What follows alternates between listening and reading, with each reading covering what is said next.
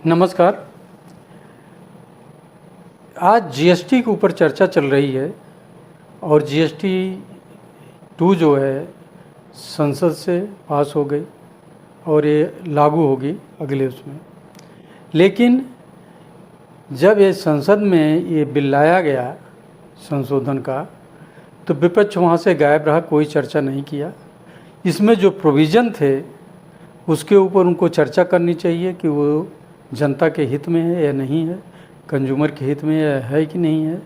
और उसमें 4 स्लैब से 2 स्लैब जो किए जा रहे हैं, उनके आइटम 12% वाले से 18 में जाएंगे कि ये 12 से 5 में आएंगे। ये सारी चीज़ें उनको क्लियर करनी चाहिए थी, उनको उनके साथ वार्ता करनी चाहिए थी। अब जो चल रहा है कि जो नशे से जुड़े हुए सामान हैं उनकी जीएसटी उनके ऊपर ज़्यादा लगाई जाएगी, हो सकता है 40% तक चली जाए।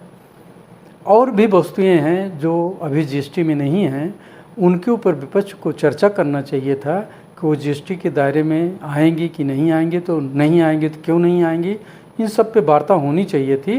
एक स्वच्छ जीएसटी बिल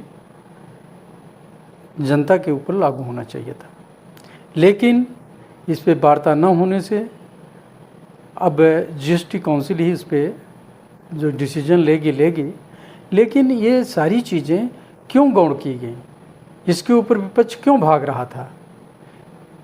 इसका रीज़न कहीं ऐसा तो नहीं है कि इस बिल में विपक्ष पास कराने में और अपने ऊपर उसके बाद के जो इम्प्लीकेशन हैं वो लोग में बताएं, जनता में बताएं।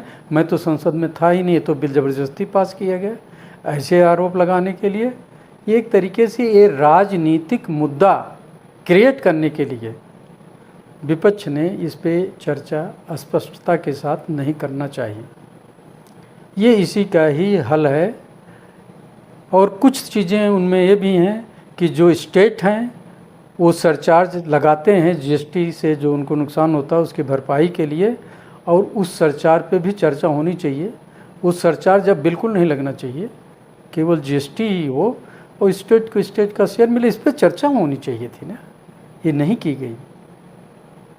ये बहुत ज़रूरी है। जनता के प्रतिनिधि जनता की जिम्मेदारियां नहीं निभा पाए, ये बड़ी सोचने की बात है। अब आगे क्या होगा, इस पर क्या चर्चाएं होंगी, इस पर क्या विपक्ष एक्शन लेगा और उसकी क्या गाइडलाइन होगी, ये तो देखने की बात है। लेकिन जब जब कोई मुद्दा ऐसा आता है तो क्यों गायब होते हैं, ये एक जनता के लिए विचार करने की चीज़ हो गई है। नमस्कार।